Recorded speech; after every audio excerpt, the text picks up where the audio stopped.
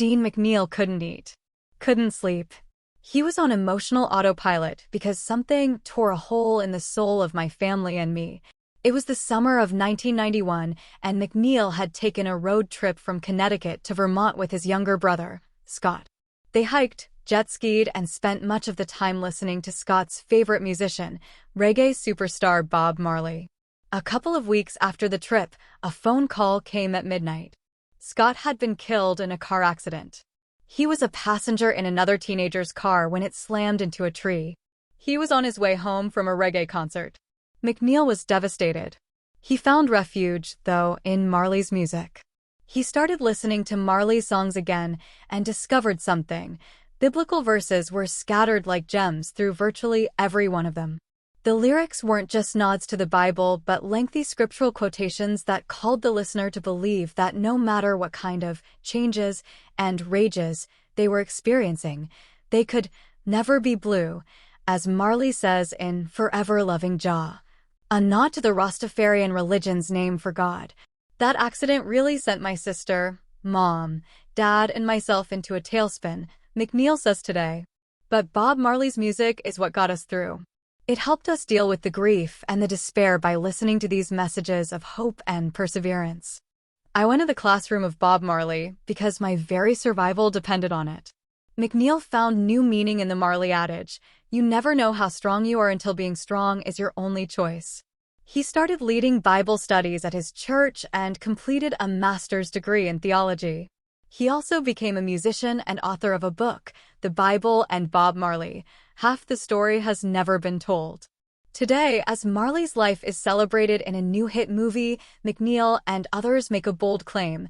Marley's spiritual impact is as significant as his musical legacy. The two are, in many ways, inseparable. These Marley fans and scholars say it's time to stop glossing over or editing out Marley's subversive spirituality.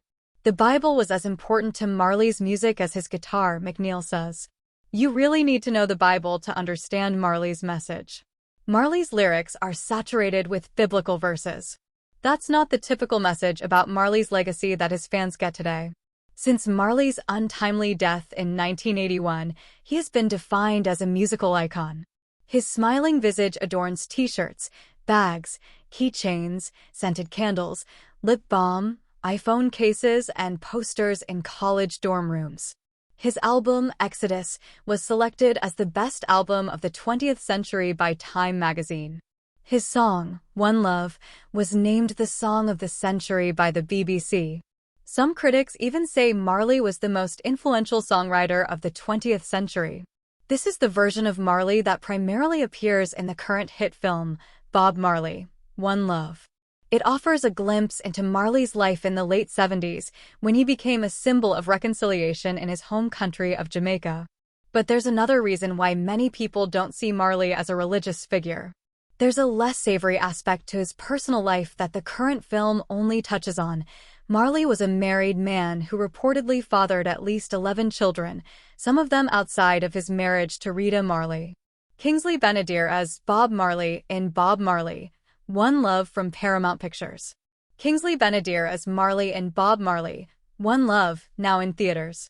Chiabella James / Paramount Pictures. So how can a man who fathered illegitimate children and smoked marijuana be considered a holy man? The answer can be found in the way that Marley lived and died. Start with his music. His musical career began and ended with a biblical verse.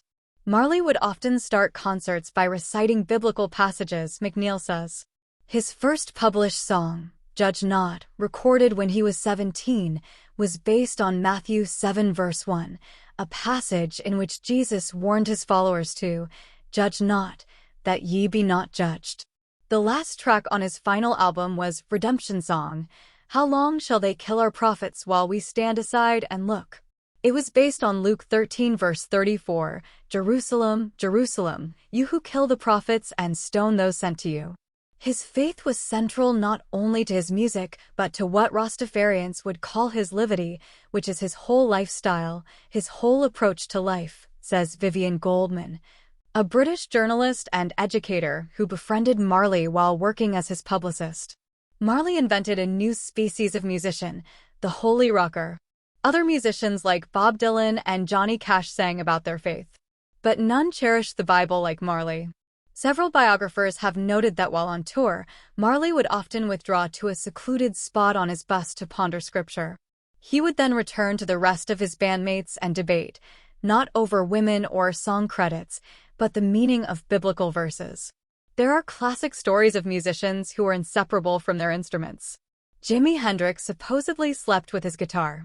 Marley had the same attitude toward his Bible.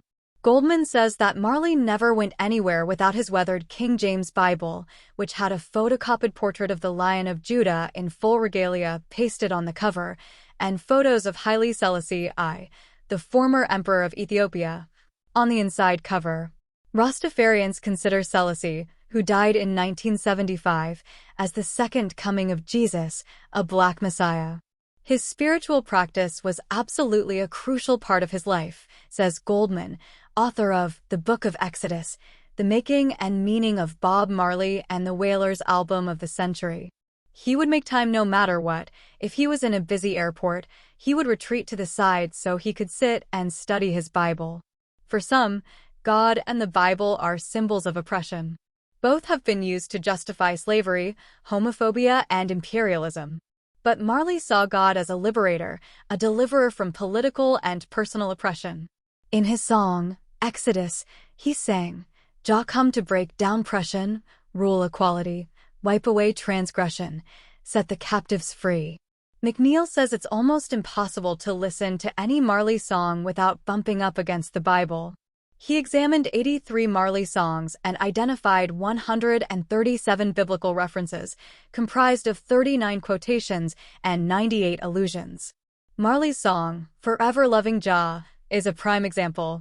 When Marley sings, because only a fool lean upon his own misunderstanding, he's quoting a scripture from Proverbs 3. And Marley's album, Exodus, is named after a famous book in the Bible, revered by Jews and Christians. He's not just quoting the Bible, MacNeil says. He's actively engaged with it. He's interpreting it.